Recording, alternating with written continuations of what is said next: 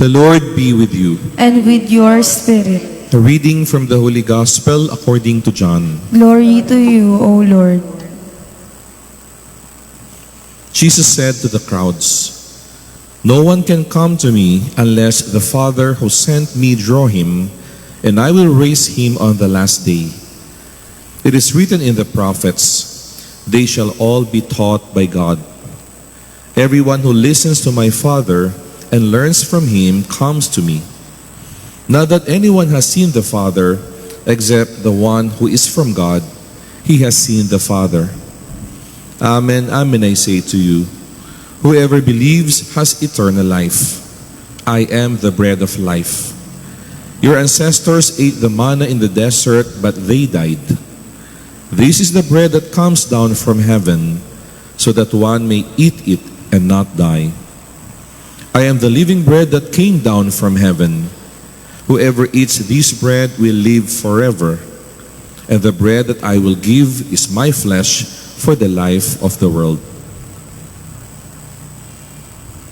Brothers and sisters, the Gospel of the Lord. Praise to you, Lord Jesus Christ.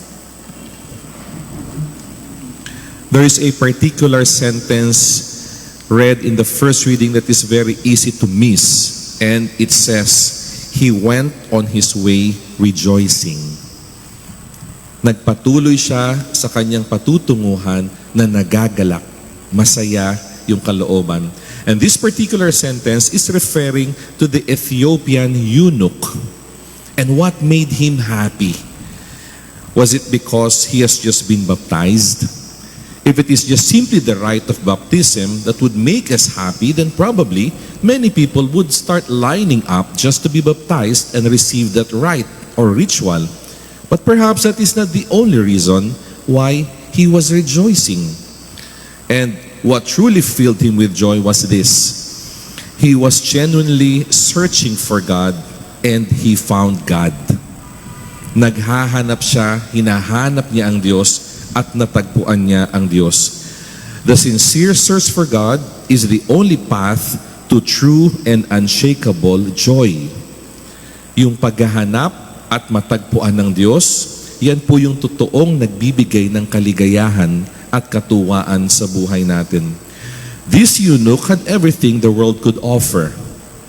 He was powerful, he was educated, he was wealthy, he was a high-ranking official, he was the treasurer of a queen. But his life, as we know it, is not perfect. He carried a silent burden.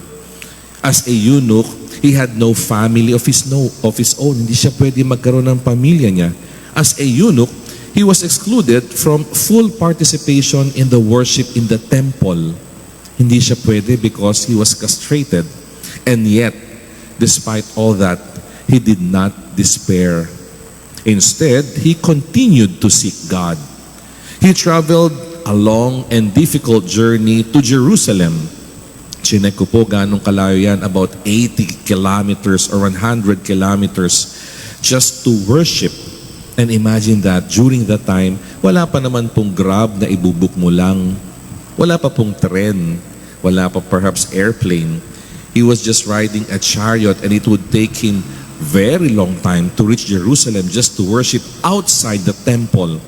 And still, he came. No convenience, no comfort, but he continuously seek God. Just a deep desire to encounter God. Maybe it's good to ask ourselves now, how far is our place from the church? Gaanong kalayo po yung bahay natin sa simbahan? Siya ang layo ng pinanggalingan niya para magpuri, magpasalamat, sumamba sa Diyos. Tayo po, sinasabi ng mga salita yun, ilang tumbling lang, simbahan na. Subukan niyo po maglakad sa vicariate natin, konting lakad, nasa kabilang simbahan na po tayo. And how often do we visit the church? How often do we come to thank God? Siya po ang layo ng pinanggalingan, tayo ang lapit, minsan kinatatamaran pa. And so, still he came. He was searching for God. And on his way home, he was still searching. Habang pabalik po siya, pauwi siya, what was he doing on his chariot? He was reading the writing of the prophet Isaiah. Hindi siya nagbabrowse ng cellphone. Hindi siya nakikinig sa kanyang iPad. Though wala pa po nun. But he was reading the book of the prophet Isaiah. And it was clear he could not understand it. That's why God sent Philip to him in order to explain the readings of the Bible. And when he saw Philip, ano sabi niya? He did not pretend that he knows everything. He did not pretend that he could understand.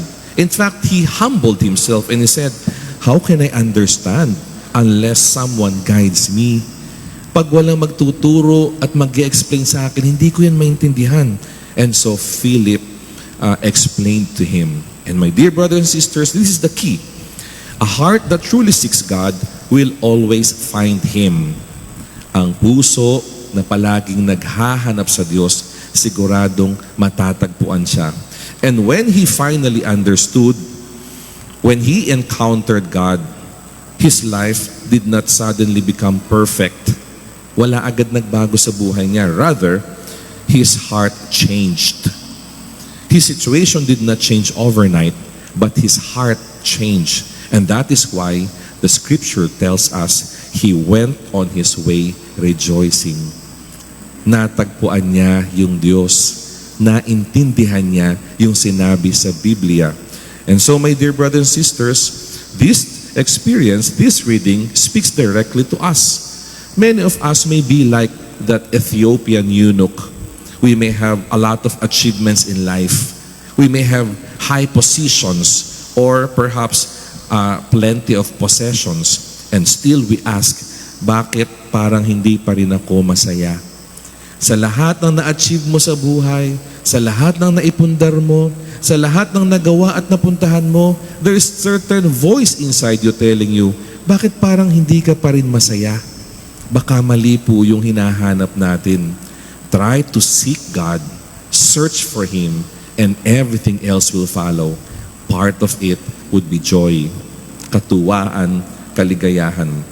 Or perhaps we're also like that eunuch with hidden struggles in life, loneliness, rejection, emptiness, and even unanswered prayers. And sometimes we think, if only my life were better, then I would be happy. Siguro po, mali yung hinahanap natin na magpapaligaya sa atin.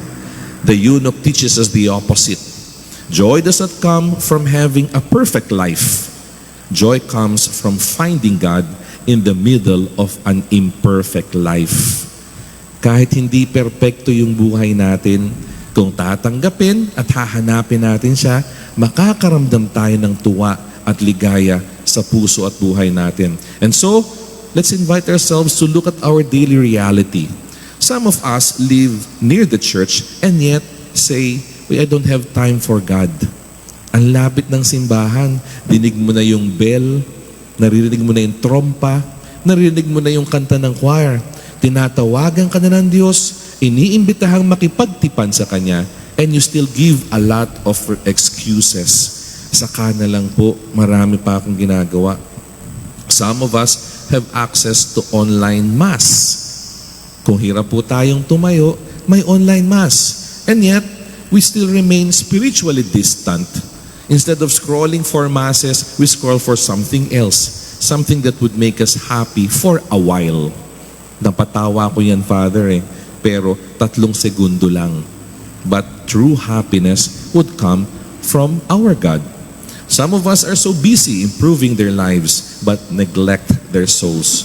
And so, the eunuch had every excuse to give, but instead, he searched and searched for God. And so, ito po yung hamon sa atin. Let us seek God. Seek Him. In the silence of our prayer, even if you do not feel anything. Father, dasal ako ng dasal, parang wala naman ako nararamdaman. Okay lang yan. Let us seek God in Scripture, even if you do not understand everything. Father, basa ako ng basa, hindi ko naman naintindihan. Okay lang yan. Let us attend Mass and the Eucharist, even if life feels incomplete and burdensome. Father, lumilipad utak ko, pero nakikita ng Diyos yung inyong effort sa pagpunta sa misa. Jesus in the Gospel reminds us that He is the bread of life. and He invites us to partake this bread. He reveals Himself, He gives Himself in the Eucharist. And if you want to find God, find Him in the Eucharist. God reveals Himself not to the perfect, but to the seeking heart.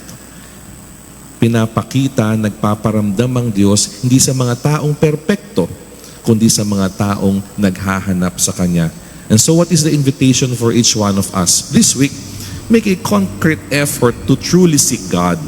Set aside time, not just for routinary prayer, but for a real encounter. Sabihin mo kung ano yung nasa loob mo. Do not filter it. Hindi kailangan lang structured prayers. Tell God how you feel, what you feel. Attend Mass with intention. Hindi lang po kasi habit ko na yan Father. Paggising ko ng umaga, punta akong simbahan. Is it because you desire to have an encounter with God? O bata pa kasi ako, hinihila na ako ng nanay at ng lola ko. Attending Mass is not just about habit. Attending Mass is about our intention to meet our Lord in the Eucharist. Part of our prayer would be to read the Gospel or the Bible. Namnamin po yung binabasa. Ask the Spirit to inspire us. And once we understand it, share it with other people. Do not settle for knowing about God. Search for Him. And so, the eunuch went on his way rejoicing, not because his life became easier, but because he found God. Natagpuan niya ang Diyos. May the same be true for each one of us. As we continue this Eucharistic celebration, may we encounter the Lord who comes to meet those who seek Him. And when we truly find Him, we will discover what the eunuch discovered. What is that? What is that? A joy that no imperfection, no loneliness, no burden can ever take away. Like that eunuch, may you continue your journey today, not burdened by what you lack, but rejoicing in the God who has found you. Alam po nating naghahanap tayo sa Diyos, pero bago po tayo humakbang, hinahanap na tayo ng Diyos. Allow God to find us and experience the joy He is offering to us. Amen.